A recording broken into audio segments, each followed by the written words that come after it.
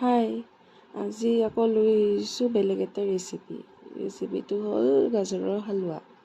এটা কেৰাহীত অলপ ঘি দি দিছোঁ, তাৰপিছত তাত তেজপাত আৰু 2টা ডাঙৰ ইলাচি দি লৈছোঁ। তাৰপিছত গাজৰখিনি দি দিছোঁ। গাজৰখিনি অলপ সময় ভজাৰ পিছত ইয়াত আমি চেনি দি দিম। চেনিখিনি দি অলপ সময় লৰাই থাকিম।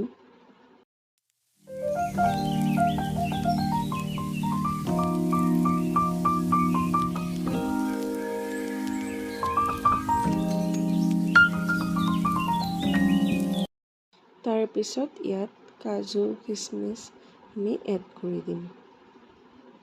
দি অলপ সময় ভাজি তাত গাখীৰ 2 গিলাচ দিছোঁ মই।